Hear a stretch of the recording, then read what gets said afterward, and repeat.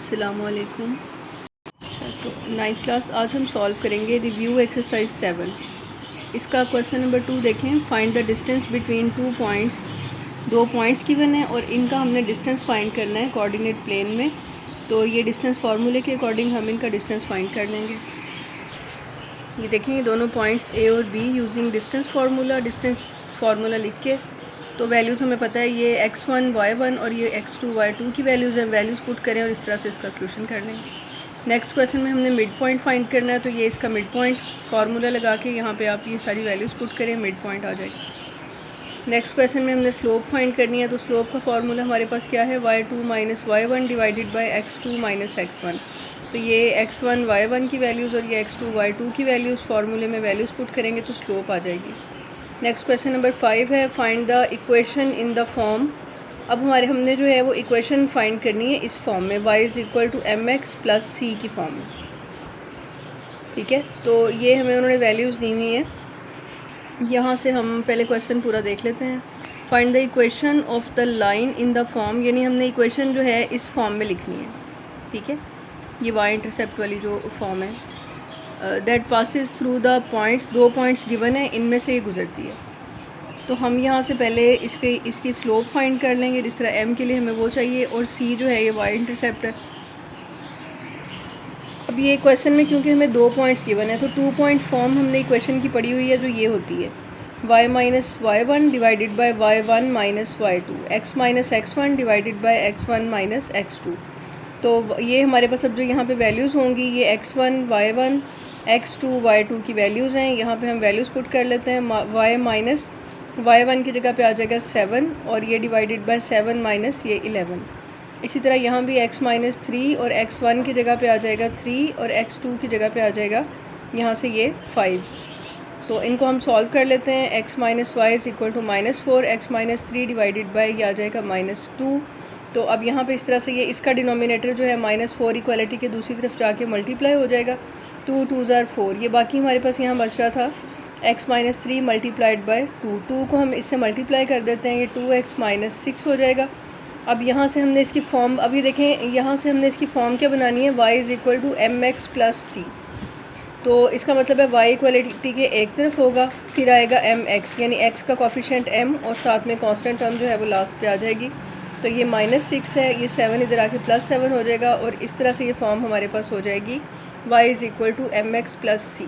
ठीक है, 2 पॉइंट्स हमें गिवन थे, तो हमने यहाँ पे 2 पॉइंट फॉर्म वाली जो इक्वेशन है उसके ज़रिए हमने इक्वेशन बनाई। नेक्स्ट है इसका question number 6। If 2 lines are parallel, 2 parallel lines हैं, and 1 line has a gradient of 2/3। Gradient यानी उसकी जो स्लोप है वो है 2/3। मतलब 2 पैरेलल लाइंस हैं, उनमें से एक लाइन की स्लोप गिवन है। What is the gradient of the other line, तो दूसरी लाइन की आपने स्लोप बतानी है।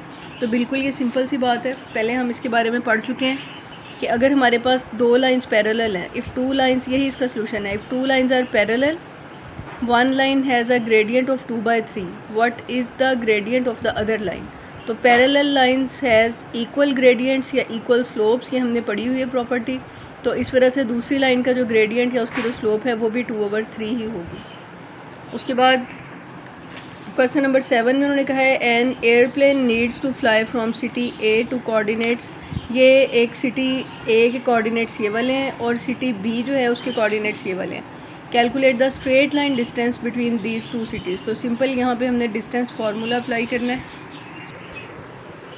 ये देखें, ये coordinate of city A, coordinate of city B, और distance between A and B जो है वो हम फाइंड करेंगे, जिसको डिस्टेंस फार्मूले के ज़रिए हमने सॉल्व करना है।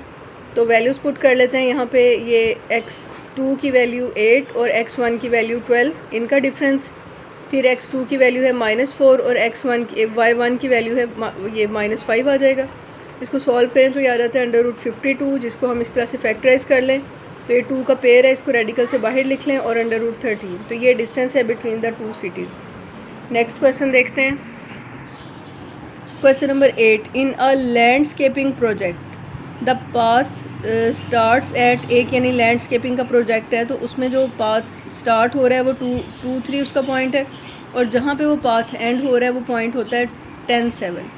Find the mid point. तो इन दोनों पॉइंट्स का मिड पॉइंट फाइंड करें, तो ये भी बहुत सिंपल है, सिर्फ हमने मिड पॉइंट का फार्मूला लगा लेना है। अच्छा जी, ये देखें स्टार्टिंग पॉइंट है ये वाला 2 3 और एंड पॉइंट क्या था इसका 10 7 यूजिंग मिड पॉइंट फार्मूला। ये फार्मूला यूज़ करें, वैल्यूज़ पुट करें और इसको आप कैलकुलेट बहुत इजीली कर सकते हैं। नेक्स्ट है question, a drone is flying from point, एक ड्रोन जो है वो इस पॉइंट से उड़ रहा है और इस पॉइंट पे जो है वो एंड कर रहा है, यानी इस पॉइंट से इस पॉइंट तक का जो भी उसका डिस्टेंस है। Calculate the gradient of the line along which the drone is flying and the total distance travelled. एक तो हमने उसका ग्रेडियंट फाइंड करना है, यानी वो किस स्लोप पे फ्लाई कर रहा है, और दूसरा हमने डिस्टेंस फ्लाई उसका जो है वो फाइंड करना है, स्ट्रेट लाइन डिस्टेंस कि उसने कितना डिस्टेंस जो है वो कवर कर लिया। तो यहाँ पे क्या करेंगे, हम पहले ग्रेडियंट फाइंड करना है, तो उसका स्लोप वाला फार्मूला लिख लें, y2 minus y1 divided by x2 minus x1। Values put कर लें तो इसकी स्लोप जो है वो 1 है। और डिस्टेंस फाइंड करना है तो यूजिंग डिस्टेंस फार्मूला, यहाँ से हमारे पास दोनों कोऑर्डिनेट्स की वैल्यूज़ हैं, वैल्यूज़ पुट करके तो हम इसका डिस्टेंस फाइंड कर लेंगे जो आ जाता है 4√13। यूनिट वगैरह कोई भी नहीं गिवन, तो ऐसे इसका हम आंसर लिख लेंगे। उसके बाद जो क्वेश्चन नंबर 10 है, अच्छा अब यहाँ पे देखें क्वेश्चन नंबर 10, इसके 6 पार्ट्स हैं, यानी हमने यहाँ पे for a line with a gradient, एक लाइन की हमें स्लोप गिवन है और वाई इंटरसेप्ट गिवन है। Right the equation of the line in, यानी ये दो चीज़ें हमें गिवन है और इसके अलावा ये डिफरेंट हमने फॉर्म्स पढ़ी थी ना पहले इक्वेशन की, तो वो डिफरेंट फॉर्म्स की इक्वेशंस हमने बनानी है। जैसे सबसे पहले उन्होंने हमें कहा कि हमने फॉर्म बनानी है स्लोप इंटरसेप्ट फॉर्म, तो वो आपको पता है वो y = mx + c वाली फॉर्म है, तो वो हम बनाएंगे। ये देखें इस तरह से स्लोप इंटरसेप्ट फॉर्म है। पहले हम इसकी फॉर्म लिख लेते हैं, वो कौन सी फॉर्म होती है, वो होती है y = mx + c। अब m ये तो बिल्कुल सिंपल है, स्लोप हमें गिवन है, m की जगह पे वो आ जाएगी -3 और c का मतलब क्या होता है y इंटरसेप्ट, तो ये भी वैल्यू गिवन थी y c की, तो यहाँ पे आ जाएगा 2। तो ये सिंपल बस इतनी सी फॉर्म है। नेक्स्ट उन्होंने हमें कही है कि आप बनाएं point slope form using point 1 2। अब हमने बनानी है पॉइंट स्लोप फॉर्म, ठीक है। अब ये चैप्टर की देखें सारे की रिवीजन है, तो जो चीज़ें हम पिछली एक्सरसाइजेज में पढ़ चुके हैं वही यहाँ पे आ रही हैं। पॉइंट स्लोप फॉर्म के लिए हमें किस चीज़ की ज़रूरत होती है, एक पॉइंट की जो उन्होंने ये दे दिया, और इसके अलावा स्लोप की जो उन्होंने पहले ही क्वेश्चन की मेन हेडिंग में गिवन थी। तो पॉइंट स्लोप फॉर्म होती कौन सी है, वो ये वाली होती है, y - y1 = m × x - x1। ये देखें मतलब ये सिंपल ही है, जिस तरह हमने स्लोप का जो m से स्लोप को रिप्रेजेंट करते हैं ना, तो स्लोप का क्या फार्मूला होता है, यहाँ पे y1 - y2 divided by x2 - x1। तो ये देखें अगर ये इधर जाएगा तो यही स्लोप का फार्मूला बन जाता है, ठीक है। y और x की जगह पे x2 और y2 आ जाते हैं। तो बहरहाल यहाँ पे हमें उन्होंने एक पॉइंट गिवन है, उस पॉइंट की वैल्यूज़ हम y1 और x1 की जगह पे लिखेंगे, क्योंकि y और x तो इक्वेशन के वेरिएबल्स होंगे, इनकी जगह पे कोई वैल्यू नहीं आएगी। तो ये y - 2 = m की जगह आ जाएगा -3, x ऐसे ही आ जाएगा, और -x1 की जगह पे आ जाएगा 1। -3 को इनमें मल्टीप्लाई कर लेंगे, आ जाएगा -3x -- 3 1 are 3, और ये y - 2, फिर ये 3x इधर आके हो जाएगा +3x, ये 3 प्लस वाला इधर आके -3 हो जाएगा। तो ये y + 3x - 5 = 0, ये हमारे पास इक्वेशन की पॉइंट स्लोप फॉर्म आ जाती है। अच्छा अब नेक्स्ट हमने बनानी है 2 पॉइंट फॉर्म। तो 2 पॉइंट फॉर्म के लिए हमें 2 पॉइंट्स की ज़रूरत होती है, ये उन्होंने दे दिए यहाँ पे। तो 2 पॉइंट फॉर्म को हम सॉल्व अब कैसे करेंगे, देखें 2 पॉइंट फॉर्म यूजिंग पॉइंट्स, ये दोनों पॉइंट्स जो गिवन है, और 2 पॉइंट फॉर्म जो होती है वो ये इक्वेशन होती है, y - y1। ये देखें ये सारा कुछ आप पहले पढ़ चुके हैं और ये बहुत आसान है, 5-6 टाइप्स हैं इनकी, वो आपने याद रखनी है। तो जिसमें भी जैसे उनके नाम से ही आपको पता चल जाता है कि 2 पॉइंट फॉर्म है, तो इसके लिए 2 पॉइंट्स रिक्वायर्ड होंगे, ये गिवन है क्वेश्चन में। तो y - y1 डिवाइडेड बाय, ये देखें y1 पर ख़त्म हो रहा है और नीचे वाला y1 से ही शुरू हो रहा है, फार्मूला याद करना भी मुश्किल नहीं है। पहले y1 फिर y1 y2, x x1 x1 x2, तो वैल्यूज़ पुट कर लें, ये वैल्यू होगी x1 और ये 2 y1, 4 x2 - 7 y2। तो यहाँ हमने वैल्यूज़ पुट कर ली। ये उसके बाद जो है ये -3 को, या इनको आप क्रॉस मल्टीप्लाई कर लें, -3 इधर आके इनसे मल्टीप्लाई होगा तो ये हो जाएगा -3y -- 3 2 are 6, और ये 2 + 7 9 होता है, ये इधर जाके x - 1 से मल्टीप्लाई होगा। अब हम सारी वैल्यूज़ को एक ही साइड पे लिख लेते हैं और इस तरह से हमारे पास ये इक्वेशन की फॉर्म आ जाती है, और ये हमने बनाई है 2 पॉइंट फॉर्म। नेक्स्ट हमने बनानी है इंटरसेप्ट फॉर्म। अच्छा अब ये देखें ये इंटरसेप्ट फॉर्म है, x/a + y/b = 0, ठीक है, ऊपर एक्स वाई लिखा होगा और नीचे जो है वो क्या लिखा होगा, यहाँ पे एक्स इंटरसेप्ट और यहाँ पे वाई इंटरसेप्ट। अब ये जो हमारे पास फॉर्म गिवन थी, एक हमने स्लोप फॉर्म बनाई थी पहले, slope intercept form y is equal to -3x + 2। ठीक है, तो अब यहाँ पे देखें, ये मैंने थोड़ा यहाँ पे 0 नहीं है, यहाँ पे 1 है। ठीक है, अब इसमें देखें, इस इक्वेशन में क्या है कि हमारे पास इक्वालिटी के इस तरफ जो है वो क्या दिया हुआ है, 1 दिया हुआ है। तो पहले तो हम जब इसको बनाना है, यानी आपके पास अगर स्लोप इंटरसेप्ट फॉर्म है, उसको आपने इंटरसेप्ट फॉर्म में या 2 इंटरसेप्ट फॉर्म जो है इसमें कन्वर्ट करना हो, तो क्या करेंगे, हमने यहाँ पे ये देखें 3x को इधर ले आए, यहाँ आके ये हो जाएगा -3x, ये -3x था, ये यहाँ पे आके हो जाएगा +3x। ठीक है, और उसके बाद ये यहाँ पे हमारे पास रह जाता है +2, ये इक्वलिटी के एक तरफ रह जाता है। अब +2 जो है इसको हमने यहाँ पे आप देख रहे हैं इस इक्वेशन में इस तरफ 1 है, तो इधर भी इक्वेशन में इस तरफ 1 रखने के लिए हम क्या करेंगे कि इस 2 को हम 2 के साथ डिवाइड कर देंगे। यहाँ पे 2 के साथ डिवाइड किया है तो ये बाकी सबको भी हमने 2 के साथ ही डिवाइड कर देना है। ठीक है, क्योंकि इक्वेशन है तो दोनों तरफ हम सेम प्रोसेस करेंगे। यहाँ पे 1 लाने के लिए इसको 2 से डिवाइड किया है, तो हमने सब तरफ 2 के साथ डिवाइड कर दिया, तो ये हमारे पास अब पॉइंट्स, ये जो है इंटरसेप्ट फॉर्म आ गई है। और इसको लिखना फिर हमने कैसे है, देखें यहाँ पे x और y ऊपर अकेले लिखे होते हैं, इनके साथ कोई भी वैल्यू नहीं होती, तो ये y के साथ तो y / 2। अब x के साथ जो था यहाँ पे ये 3 आ रहा था, ये 3 जब हम डिनोमिनेटर के नीचे लिखेंगे तो ये 2/3 हो जाएगा, और ये हमारे पास इंटरसेप्ट फॉर्म आ गई है। अच्छा, अब ये नेक्स्ट हमारे पास है सिमेट्रिक फॉर्म। अब सिमेट्रिक फॉर्म जो थी, ये पीछे हमारे पास जो है ना एक्सरसाइज में सॉल्व करने के लिए कोई भी इस तरह का क्वेश्चन नहीं था। ये पीछे इसका इंट्रोडक्शन तो ज़रूर है, लेकिन इस तरह का सोल्यूशन में क्वेश्चन कोई नहीं है एक्सरसाइज में। तो अब सिमेट्रिक फॉर्म होती क्या है, ये हमने पढ़ी हुई है। इसकी फॉर्म की टाइप होती है x - x1 divided by cosine alpha plus y - y1 divided by sine alpha is equal to r। और r जो है ये क्या होता है, ये जैसे आप r ये कह लेंगे जो हाइपोटेनियस होता है किसी भी ट्रायंगल का, वो r की मेजरमेंट होती है। यानी जो दोनों, अब यहाँ पे क्या होगा कि हमारे पास जो जिस तरह मैग्नीट्यूड होता है कि x का कोफिशिएंट और y का कोफिशिएंट, उनके स्क्वायर्स के सम का रेडिकल, तो वही ये होती है हमारे पास r की वैल्यू। तो इसमें देखें, अच्छा अब हमारे पास जो है वो स्लोप इंटरसेप्ट फॉर्म गिवन है। ठीक है, यानी हमारे पास स्लोप की वैल्यू है और हमारे पास c की वैल्यू भी गिवन है। तो इसको हम अगर इस तरह से लिख लें अरेंज करके, यानी इक्वालिटी के दोनों सारी वैल्यूज़ जो हैं उनको अगर हम एक ही तरफ लें और इसको इक्वेशन नंबर 1 का नाम दे दें, उसके बाद हमने क्या करना है, r की वैल्यू फाइंड करनी है। तो जिस तरह नॉर्मल फॉर्म फाइंड करते हुए हम मैग्नीट्यूड फाइंड करते हैं, बिल्कुल उसी तरह से r की वैल्यू फाइंड कर लेनी है। a क्या होगा, जो y का कोफिशिएंट होगा, और a होगा x का कोफिशिएंट और b होगा y का कोफिशिएंट। तो दोनों कोफिशिएंट्स का स्क्वायर ले लें, स्क्वायर्स का सम ले लें, तो ये 3 3 ज़ा 9 और ये 1 1 ज़ा 1 आ जाएगा। r की वैल्यू आ जाती है √10। ठीक है, अब ये देखें हमने ऊपर इसकी ये वाली फॉर्म बनाई हुई है, यानी यहाँ पे तो हम लिख लेंगे √10। अब ये x - x1 और ये y - y1 ये हमने बनाने हैं। अब इसके लिए क्या करेंगे, देखें कोसाइन अल्फ़ा किसके इक्वल होता है, कोसाइन अल्फ़ा होता है a/r। ठीक है, a/r। और उसके बाद जो है ये देखें ना, कोसाइन किसके इक्वल होता है, अगर आप इसको राइट एंगल ट्रायंगल में देखें तो कोसाइन जो होता है वो बेस की मेजरमेंट होती है, बेस की मेजरमेंट जो कि x एक्सिस पे आ रही है।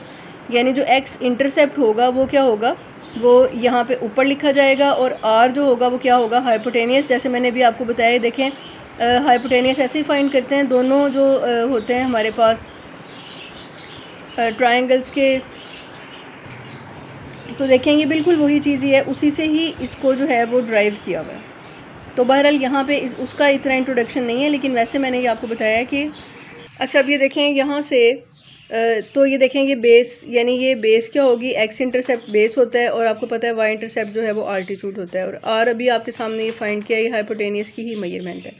तो cosine alpha is equal to a/r, sine alpha is equal to b/r।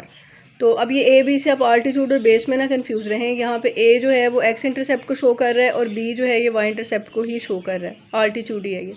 अच्छा अब ये देखें a जो है x इंटरसेप्ट की वैल्यू हमारे पास क्या थी, 3, ये देखें 3, और डिवाइडेड बाय r की वैल्यू हमने फाइंड कर ली, √10 आ गया।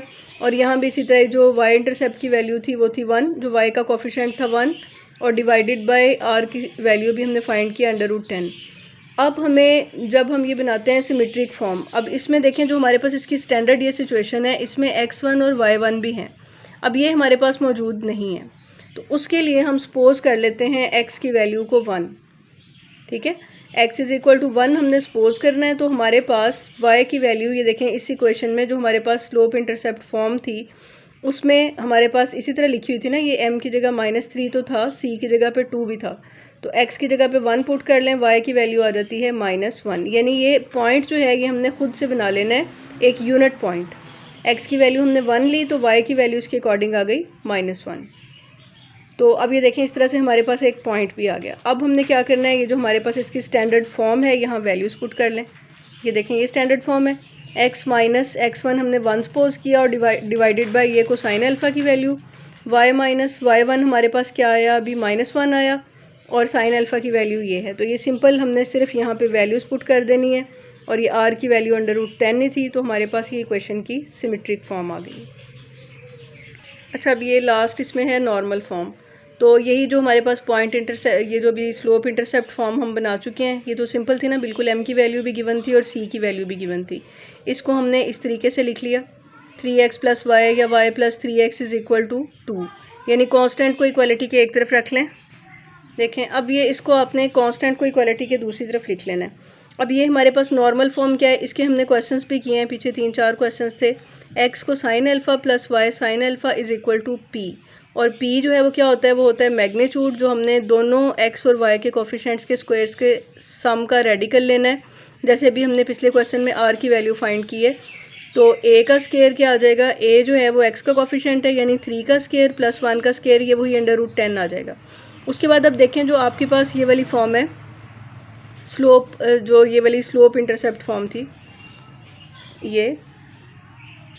अच्छा, अब ये जब आपके पास आ जाएगा इसका मैग्नीट्यूड, तो मैग्नीट्यूड के साथ क्या करना है, हमने इस इक्वेशन नंबर 1 की तीनों टर्म्स को डिवाइड कर देना है।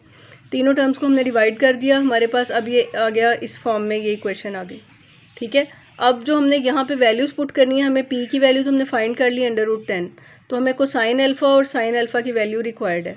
अब देखें जो स्लोप होती है, स्लोप किसके इक्वल होती है, इंक्लिनेशन के।